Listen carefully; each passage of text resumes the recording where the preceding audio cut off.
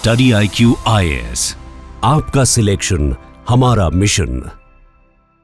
Hello everyone, मेरा नाम है रणधीर सिंह और मैं सबका स्वागत करता हूं UPSC CSC study IQ YouTube channel पे। दोस्तों, ये आर्टिकल और ज़्यादा मज़ेदार है।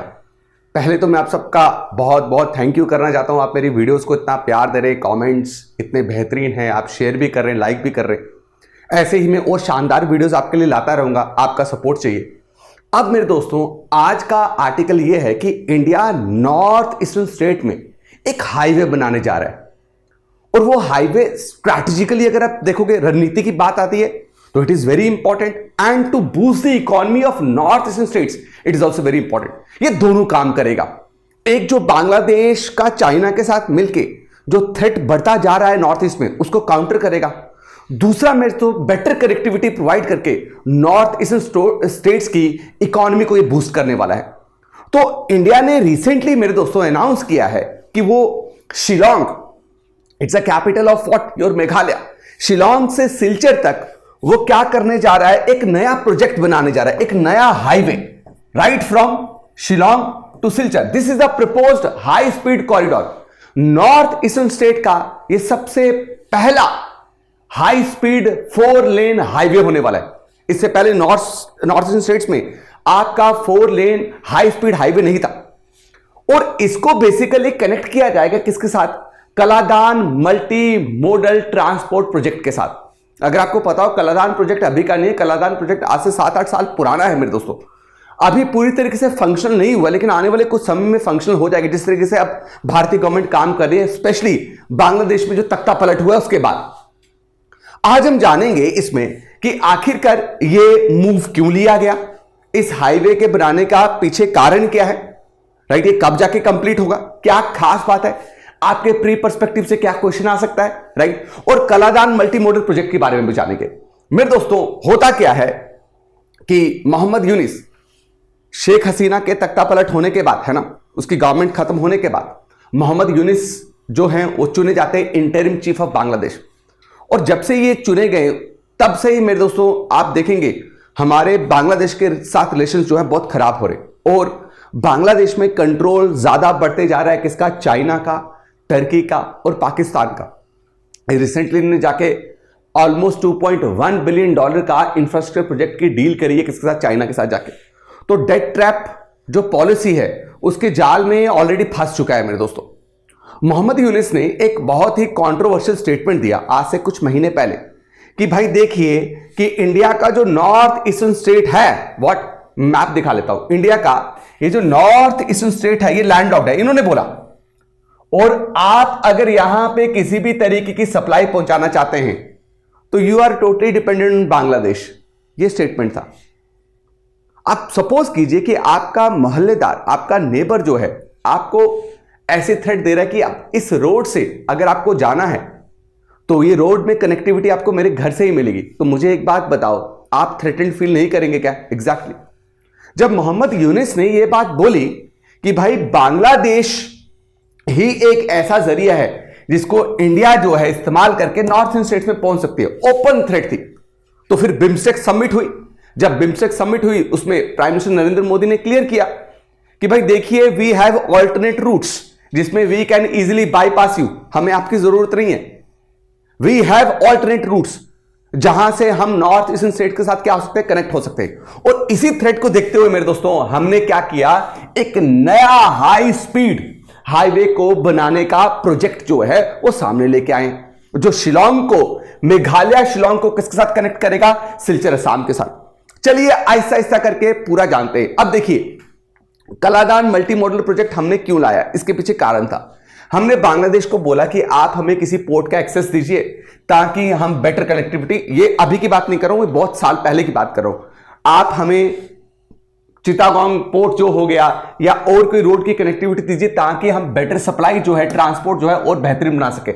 इससे आपका फायदा होगा, हमारे फायदा होगा, दोनों को ट्रेड में बहुत ज्यादा फायदा होगा, सरप्लस होने वाला है। बांग्लादेश में ने इसमें राजी नहीं हुए। फिर हमें समझ आया कि नहीं यार, हम अकेले जो हैं बहुत मुश्किल है, क्योंकि एक ही जगह है जिससे हम कनेक्टेड है किसके साथ? नॉर्थ ईस्टर्न स्टेट के साथ, and that is a very narrow passage here. This is a very narrow passage, जिसको हम क्या बोलते हैं? जिसको हम बोलते हैं सिलीगुड़ी कॉरिडोर। क्या बोलते हैं? सिलीगुड़ी सिलीगुड़ी कॉरिडोर, राइट, जिसको चिकन स्नैक भी बोला जाता है because of its very narrow passage, मुर्गे की गर्दन की तरह है, राइट।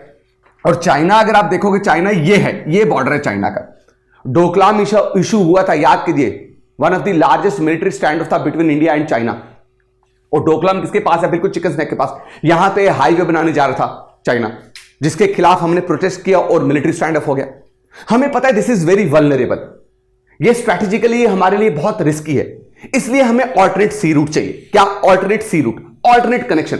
तो हमने क्या किया? Kaladan multi modal transport project रहा है। मल्टी मॉडल ट्रांसपोर्ट प्रोजेक्ट बोलने का मतलब यह है कि इसमें हम पोर्ट्स, इसमें हम रिवर ट्रांसपोर्ट और इसमें हम हाईवेज के जरिए क्या करेंगे? कोलकाता को कनेक्ट करेंगे किसके साथ? सीधा नॉर्थ स्टेट्स यानी ऐजवाल मिजोरम के साथ। तो यहां पे सबसे पहले क्या है? कोलकाता पोर्ट को कनेक्ट किया जाएगा सितवे पोर्ट के साथ। Sittwe port is in what your Myanmar. और याद रखिएगा, सितवे पोर्ट को पूरी तरीके से इंडिया ने बनाया है।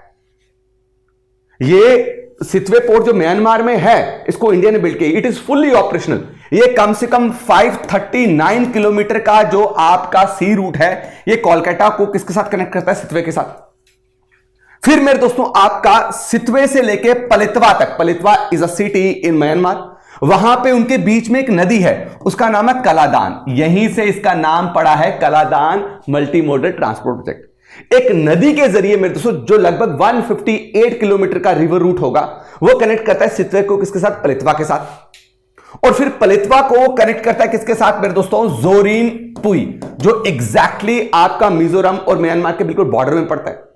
और पलितवा से जोरीन पुई जो हम कनेक्ट करेंगे, it will B through a roadway. और फिर मेरे दोस्तों, एक और बेहतरीन 100 किलोमीटर का हाईवे बनाया है, जो किसको कनेक्ट करता है? ऐजवाल के साथ। अब हम क्या कर रहे हैं? ये जो प्रोजेक्ट बनाया है नया, कौन सा? आपका शिलोंग सिलचर प्रोजेक्ट, ये क्या करेगा मेरे दोस्तों? आपका अब ऐजवाल को कनेक्ट करेगा किसके साथ मेरे दोस्तों? आपका सीधा शिलोंग तक जाएंगे हम। ऐजवाल से सिलचर, राइट, और सिलचर से हम कहां पहुंचेंगे? सीधा शिलोंग पहुंचेंगे।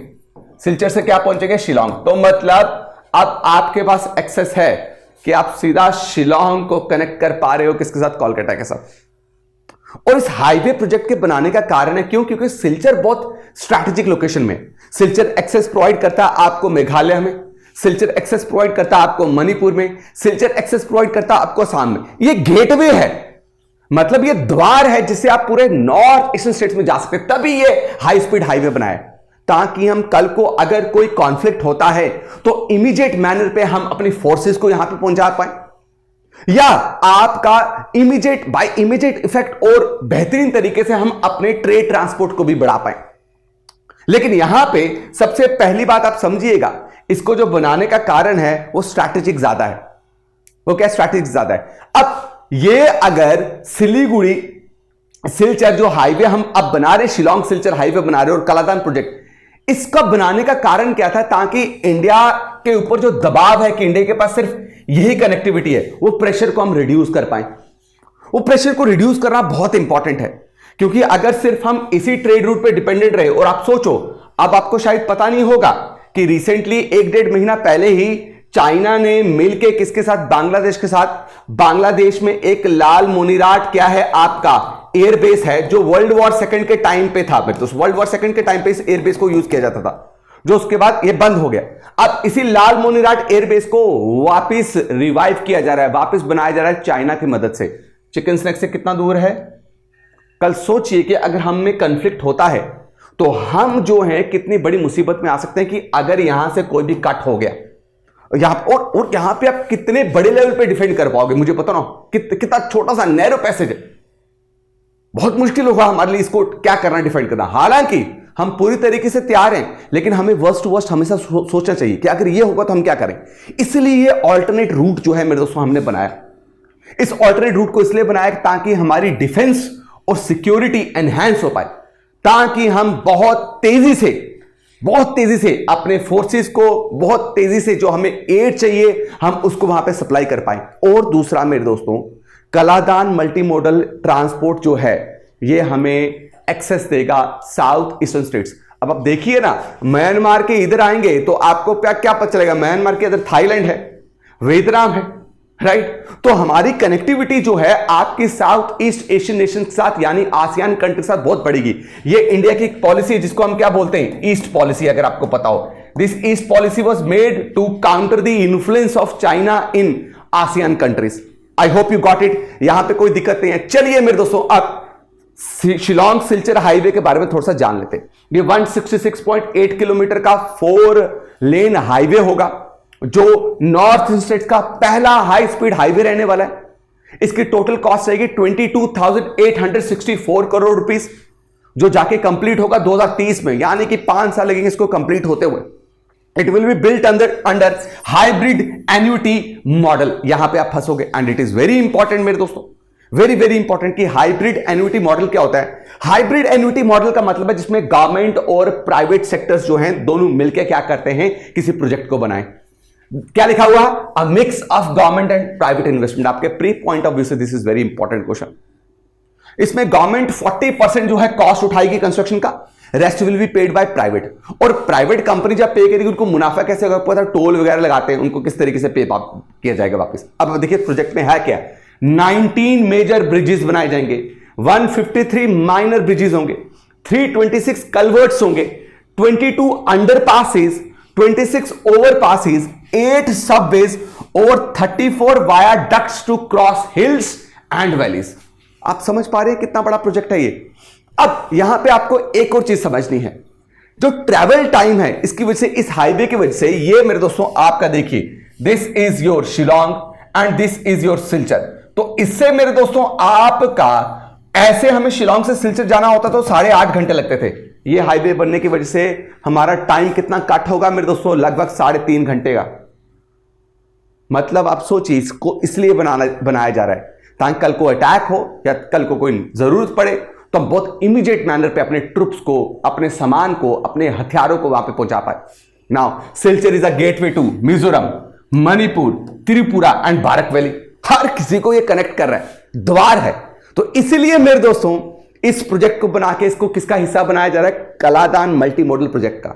ये एक सिग्नल भी है, एक साइन भी है, एक अलार्मिंग मैसेज भी है बांग्लादेश को कि भाई जब कनेक्टिविटी की बात आएगी तो इंडिया सेल्फ रिलायंट है। सुन लीजिएगा, इंडिया आत्मनिर्भर है, इंडिया के पास ऑल्टरनेट रूट्स हैं, इंडिया आप पे डिपेंडेंट नहीं है। ये सीधा एक मैसेज गया है मेरे दोस्तों, राइट। ये एक बहुत ही स्मार्ट स्ट्रेटेजिक मूव है जो इकोनॉमी भी नॉर्थ ईस्ट स्टेट्स की क्या करेगा, बूस्ट करेगा। आई होप मेरे दोस्तों आपको क्लियर कट इसमें पता चल रहा है कि ये मैं क्या पढ़ा रहा हूं। आई होप आपको जो डीप इनसाइट में देने की कोशिश करता है आपको बिल्कुल क्लियर हुआ है। अब मेरे दोस्तों आप में से जो भी बच्चे तैयारी कर रहे हैं यूपीएससी की या प्लान कर रहे हैं यूपीएससी की तैयारी करने के लिए और वो कह रहे हैं कि 1, 1.5 या 2 साल के बाद हम अपीयर होना चाहते हैं, तो कौन सा ऐसा बैच हो जिसमें हम एनरोल करें, तो मुझे बताने की जरूरत नहीं है। स्टडी IQ IAS के प्लेटफॉर्म से बेटर आपको कोई भी कोर्स नहीं मिलेगा। And the course which I am presenting in front of you, that is P2Y, prelims to interview. It's a foundational course, long term course, 36 month चलेगा। Morning batch रहने वाला है, 31 मई को स्टार्ट होने वाला है, सुबह 8 बजे लाइव क्लास चलेगी। इस बैच में आपको 1000+ आवर्स की लाइव क्लास मिलेगी। ये सबसे बड़ा फीचर इसका, आप लाइव अपने टीचर के साथ इंटरेक्ट करेंगे। आपको कोई भी डाउट आएगा, अपने पसंदीदा टीचर के साथ आप लाइव जो है उनके साथ कम्युनिकेट करेंगे, अपने डाउट्स को क्लियर करेंगे। और बाई चांस अगर आपको कभी टाइम ना मिले तो आप इसको रिकॉर्डेड फॉर्म में n नंबर ऑफ टाइम्स देख सकते हो। इसके बाद you will be eligible for prelims residential programme, PRP। PRP क्या हो गया कि अगर आप इस कोर्स में एनरोल होने के बाद हमारे मंथली और वीकली टेस्ट में बेहतरीन परफॉर्म करते हैं तो जिस वक्त आप डिसाइड कर रहे होंगे कि नेक्स्ट ईयर मुझे अपीयर करना है, तो आपको अक्टूबर के महीने में बुलाया जाएगा। यहां पे 100% स्कॉलरशिप में कहां बुलाया जाएगा, करोल बाग ऑफलाइन सेंटर में 100% स्कॉलरशिप में आपको प्रीलिम्स की तैयारी करवाई जाएगी। आपके रहने का, पीने का, खाने का खर्चा सारा स्टडी IQ उठाएगा। और अगर इस कोर्स में एनरोल होने के बाद अगर आपने प्रीलिम्स क्लियर कर दिया तो आपके फुल फी रिफंड होगी मेरे दोस्तों, फुल फी आपकी रिफंड की जाएगी। और अगर आप प्रीलिम्स क्लियर करते हैं फुल फी रिफंड होगी, साथ में you will be eligible for mains residential programme, same जो प्रीलिम्स रेजिडेंशियल प्रोग्राम है। आपको फिर करोल बाग सेंटर में बुलाया जाएगा, 100% स्कॉलरशिप में आपको मेंस की तैयारी करवाई जाएगी। सब आपके हॉस्टल से लेके PG से लेके मेरे दोस्तों आपके पढ़ने का, खाने का सारा खर्चा स्टडी IQ का होगा। और इस कोर्स में एनरोल होने के बाद अगर आप हमारे वीकली और मंथली जो टेस्ट लेंगे हम उसमें अगर टॉपर होंगे तो हर महीने टॉपर जो है 11,000 का कैश प्राइज जीत सकता है। और क्या कोर्स चाहिए आपको, इसमें आपको 18+ जो है बेहतरीन बुक्स प्रोवाइड की जाएंगी। कोर्स को एनरोल करना मत भूलिएगा। मेरे जो 31 May is the last date, लेकिन इसको अगर इस अफोर्डेबल प्राइसेस में आप लेना चाहते हैं तो you have to use this coupon code, that is RDX Life। RDX Life coupon code इस्तेमाल कीजिए और मैक्सिमम डिस्काउंट पाइए। मेरी वीडियोस को लाइक करने के लिए आप सबका बहुत बहुत शुक्रिया। ऐसे प्यार देते रहे। मिलता हूं आपको नेक्स्ट वीडियो में, तब तक के लिए जय हिंद जय भारत मेरे दोस्तों।